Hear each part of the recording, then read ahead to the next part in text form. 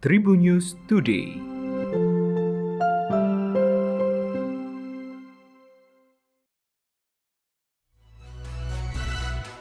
Halo Tribuners, berjumpa kembali bersama Memes di Tribun News Today. Memes akan berbagi informasi menarik untuk kamu dimulai dari berita nasional.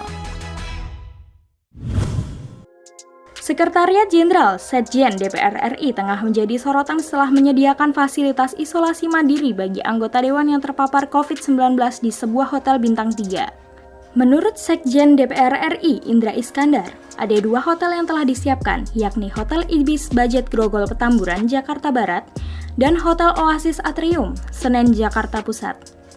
Indra menuturkan fasilitas hotel disiapkan mengingat tingginya aktivitas anggota DPR yang rawan terpapar COVID-19. Menurutnya, anggota DPR memang dapat melakukan isolasi mandiri di rumah jabatan mereka masing-masing. Namun, hal itu rupanya menimbulkan keluhan dari tetangga mereka. Selain itu, untuk anggota DPR, fasilitas tersebut juga dapat diakses oleh aparatur sipil negara dan tenaga ahli di lingkungan DPR dengan biaya ditanggung negara.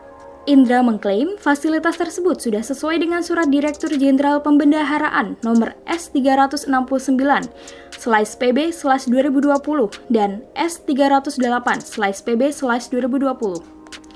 Menanggapi usulan dari Sekjen DPR RI ini, peneliti Forum Masyarakat Peduli Parlemen Indonesia atau Formapi, Lucius Karus, turut mengecamnya. Menurut Lucius, alasan mengikuti aturan dengan melaksanakan kebijakan khusus adalah hal yang konyol. Sebab menurutnya acuan DPR seharusnya suara rakyat dan kebutuhan rakyat, bukan hanya menurut dengan aturan yang menguntungkan diri sendiri. Arab Saudi menetapkan sanksi bagi warganya yang bepergian ke negara angka infeksi COVID-19 yang tinggi, termasuk Indonesia. Kementerian Dalam Negeri mengatakan, warga yang nekat masuk ke negara daftar merah akan dilarang bepergian selama 3 tahun lamanya. Indonesia termasuk dalam daftar merah tersebut karena kondisi pandemi COVID-19 yang dinilai masih mengkhawatirkan. Selain itu, warga Saudi yang masih berada di negara-negara Asia diimbau untuk menjauh dari wilayah dengan tingkat infeksi yang tinggi. Sebelumnya, pemerintah Saudi telah melarang warganya bepergian ke dan dari UEA, Ethiopia, dan Vietnam tanpa izin.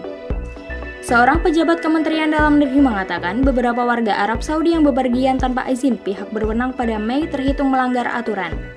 Arab Saudi melarang perjalanan atau transit di sejumlah negara. Beberapa di antaranya adalah Afghanistan, Argentina, Brazil, Mesir, Ethiopia, India, Indonesia, Lebanon, Pakistan, Afrika Selatan, Turki, Vietnam, dan Uni Emirat Arab.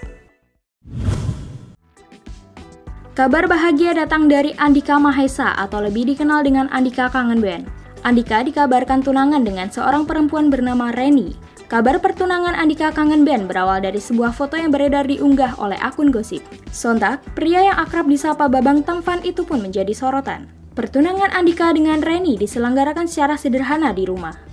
Ada beberapa tamu undangan yang menyaksikan pertunangan Andika Mahesa. Adapun yang menjadi saksi kebahagiaan Andika yakni personel Kangen Band. Personel Kangen Band yang menjadi saksi pertunangan Andika Mahesa diawali dari unggahan Nofri Aswar di Instagram pribadinya @babeaswar pada Rabu 28 Juli 2021. Basis Kangen Band tersebut mengabadikan momen pertunangan Andika dan Reni melalui sebuah foto. Dari sebuah foto yang beredar, diketahui bahwa Andika Mahesa bertunangan pada 28 Juli 2021.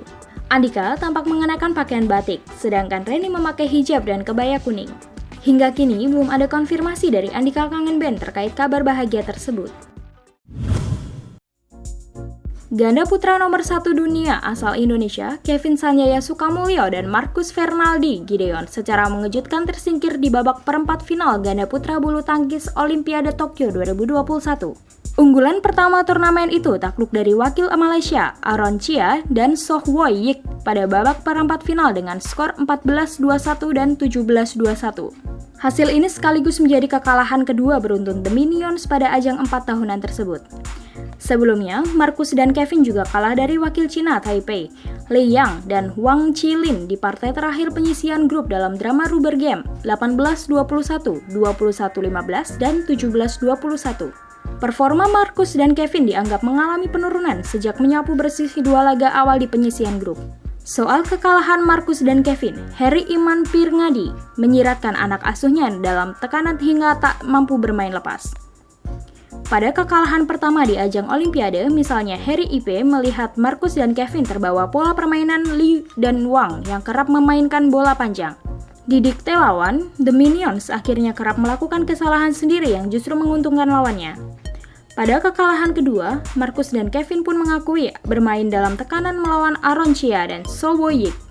Setelah pertandingan, pasangan berjuluk Minions itu pun mengakui bahwa lawan bermain lebih bagus daripada mereka. Demikian tadi 4 informasi yang menarik untuk kamu ketahui. Jangan lupa untuk terus mendengarkan Tribun News Today hanya di Tribun News Podcast, Spotify, dan YouTube channel tribunnews.com. Saya Memes pamit undur diri, sampai jumpa. Tribun News Today.